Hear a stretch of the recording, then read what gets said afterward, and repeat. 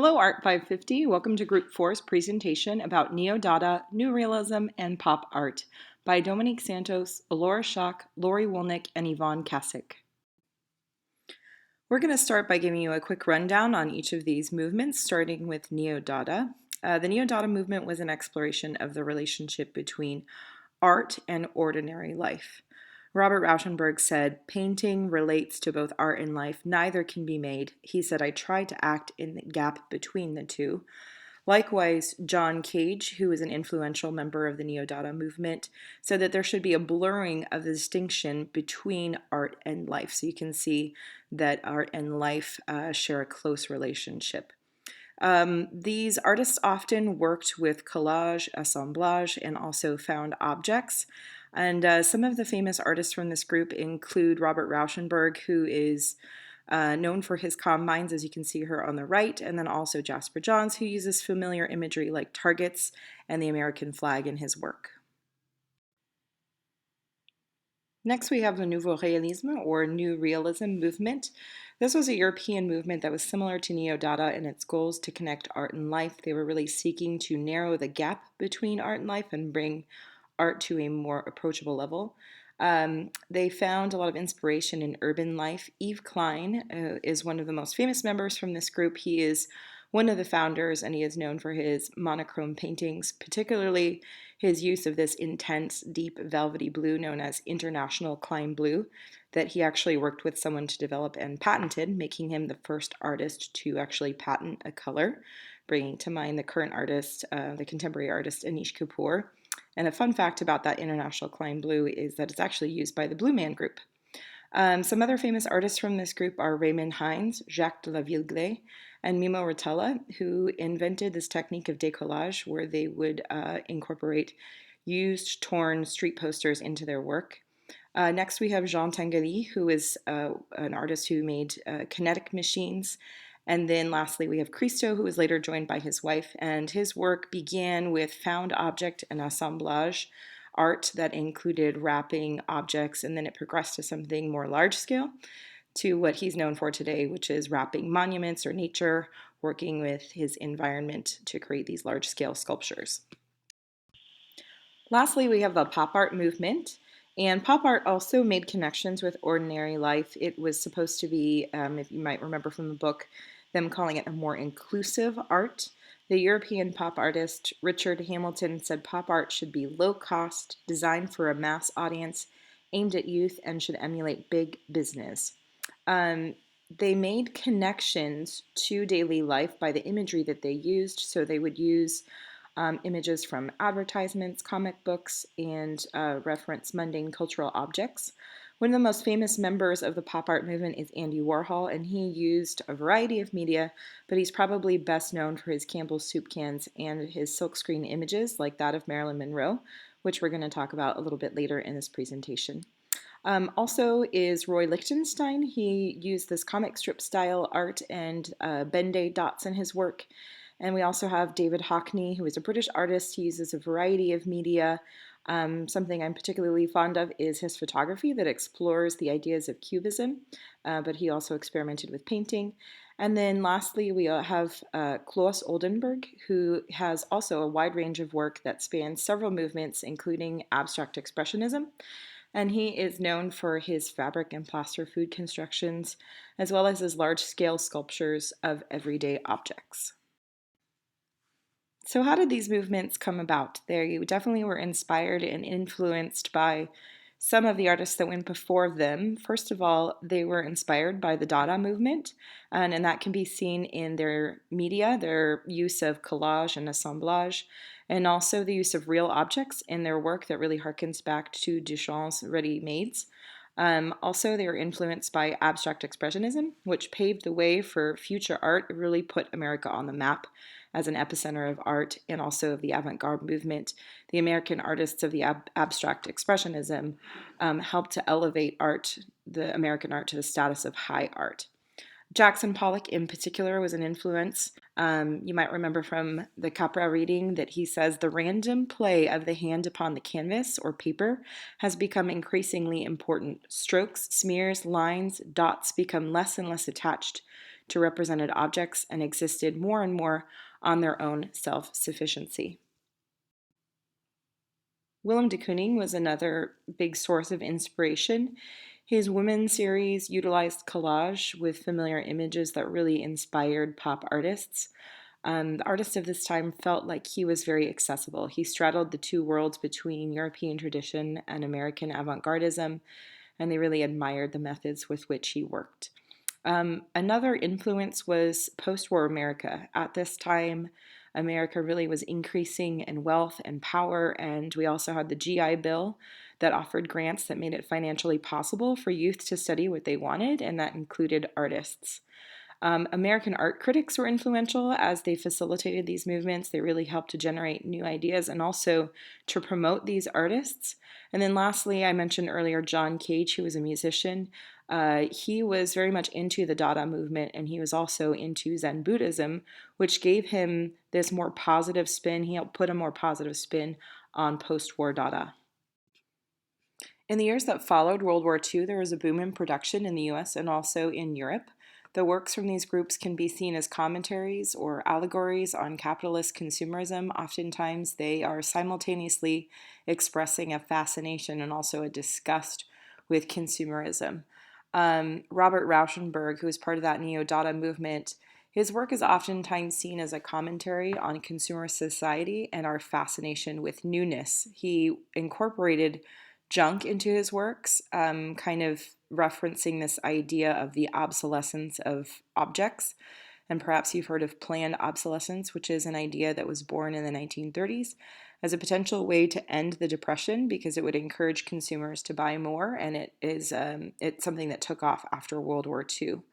The New Realist movement, they were fascinated with this idea of the new reality that surrounded them, this urban consumer society that they saw in Europe. Tanguy, his kinetic sculptures were often useless, or in the case of his work Homage to New York, it's self-destructed, which is much like the mass-produced objects of that time. Pop art used recognizable images from consumer culture as a critique of society. So, for example, we have Andy Warhol soup cans, of course, and also even just the use of that silk screening process that repeated multiples of an image that really spoke about the technology of the time. An excellent example of how pop art responded to capitalist consumerism is the work of the British pop artist Richard Hamilton. His piece that you see here, Just What Is It That Makes Today's Home So Different, So Appealing? This collage is filled with iconic imagery from American consumer culture, such as the Tootsie Pop. We also see canned ham, a television, a tape recorder, a Ford advertisement, amongst other things. And even the choice for his ceiling, he used a moon, which references the space race to get to the moon. Through his careful selection of images like these, he emphasizes American technological advancements and also the materialistic nature of the American culture, and critiques Britain's fascination with those things. Alora will talk more about consumerism as she shows you some of the connections between pop art and its effects on popular culture.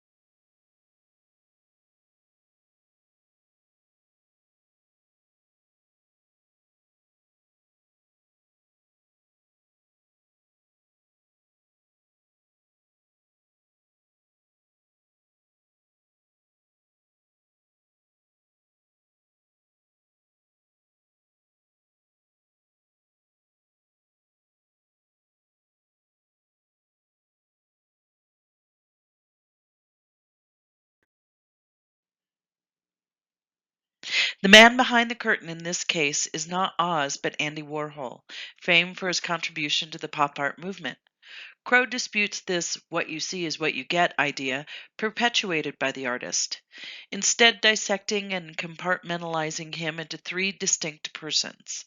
While most people would say they have their different sides to their personality, Crow contrasts and segments how it relates to his work, calling forth an examination of what Crow labels as the second Warhol, the persona that compelled his artistic endeavors, whether painting or film.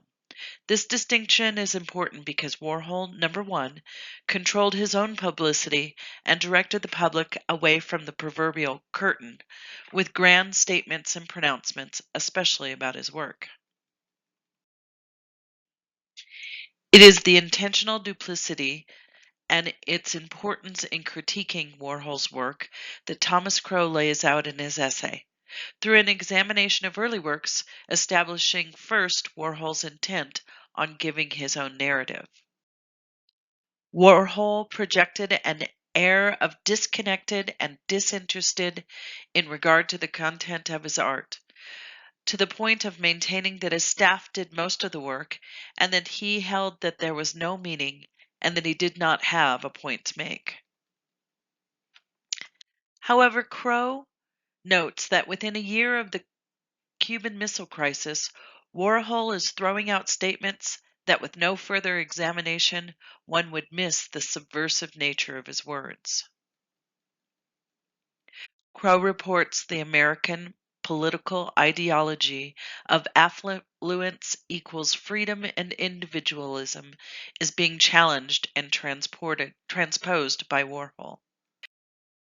The propaganda of consumerism of the West being the ideal and leading American into a false sense of security is examined in Warhol's work. This idea of the pop art, the icon of pop art having a message beyond simple consumerism, a message that separated the shiny advertised product for the mass consumption from reality and exposed the consequences of modern culture of consumerism is the argument Crow lays out. Popular film icon Marilyn Monroe committed suicide in 1962, and within weeks Warhol began his Marilyn diptych, which contradicts the arbitrary manner in which he claimed to work. Crow sees this work not as the mere statement of a female icon as product, but an inspection into the repeated imagery has a trace of memory in the technique of screen printing. Some areas are strong with color and crisp detail, like a memory. Others are more obscured. His treatment of other female icons like Elizabeth Taylor and Jackie Kennedy was an exploration into the strange connection with someone you have never met, like a celebrity, yet feel sympathy for. He notably explored the styles of women as well as held the images in a certain period of time. After the ubiquitous Campbell's soup can was established in 1963, Warhol began work with a different product in repetition. The tuna fish disasters utilized the repeated imagery of the product. However, it also repeated the headline and pictures of two women who died as the result of a contaminated tuna. Warhol uses the very symbol of American freedom, the automobile, as his discourse in the dangers of consumerism. Auto accidents, mangled cars. Warhol used gruesome photos of car crashes obtained from journalists who were unwilling to publish such terrible images. Again, using redundancy in the images that Crow feels is an escalation of awareness rather than a desensitizing the viewer. He carries this graphic and somber series that includes suicide, funerals, and also the electric chair as part of his disaster series.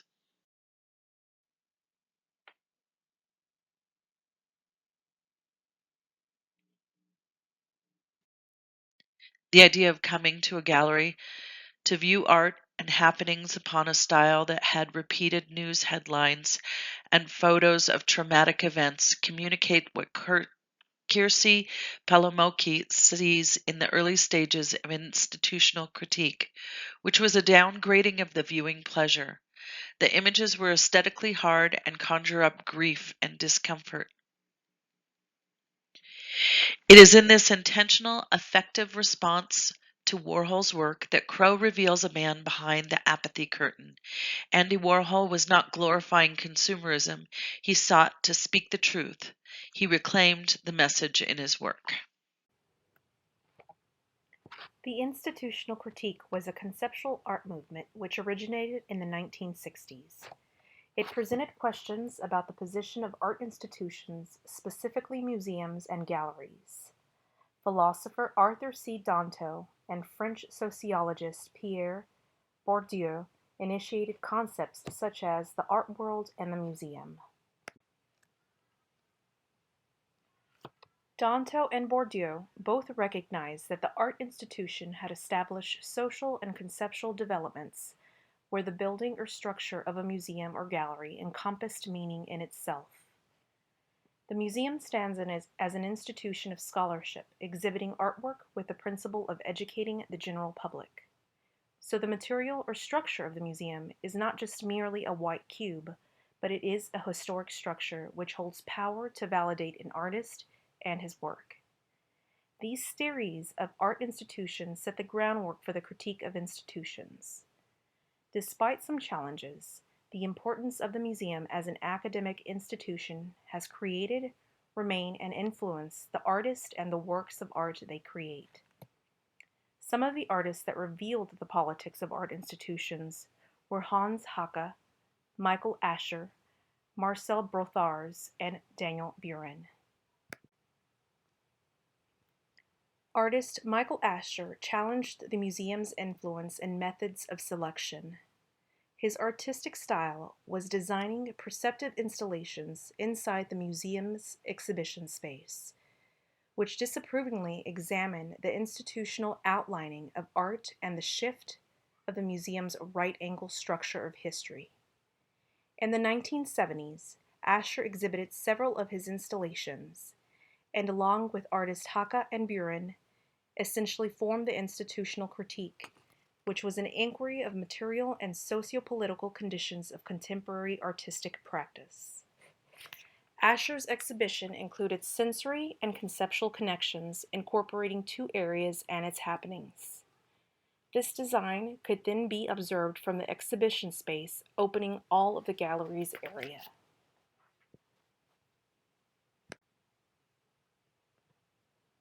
There is also Ascher's 1979 installation at the Art Institute of Chicago, which involved the removal of a permanent collection outdoor statue of George Washington and relocating it into the museum space. What Ascher did may have been simple and straightforward, but what he created was a different experience by changing how the viewer aesthetically interpreted and valued the work of art. Ascher was an artist who not only challenged the museum's right-angle views, but he also collaborated with the Art Institute of Chicago for this exhibition. He exercised his modern artistic ideas and embraced them with the museum's 18th century paintings and permanent furniture collection in a manner of providing a history to the public. Artist Marcel Brothars was direct in his ridicule of the structure and role of the museum. Brothars created work like Museum of Modern Art, acknowledging the importance of the relationship between the museum label and the object it describes. Brothars challenged and disagreed with the museum labeling and use of written words. His exhibition, which took place originally in his home, consisted of performances and crates placed throughout the space, which makes one doubt the methods of the museum as an institution. Artist Hans Haacke, like Buren and Ascher, believed that the spectator should complete the work. This idea separated the viewer's connection with the museum or gallery. The institutional critique invited the spectator to distinguish between the particular influences of art museums and the distinct social circumstances, forcing the audience to immerse in the work of art. This engagement within the framework of the museum was a must for the spectatorial agency following social change. Buren's 1970s institutional critique visually outlined, underlined, and disregarded the art institutions. Buren intended for the viewers to avoid the rules of the art museum and stay neutral towards his art, and in doing so they would be free, clear, and mature. A clear eye will recognize what is meant by freedom in art. The institutional critique became a tool in better understanding the structure and processes of working in the arts between art institutions and artists.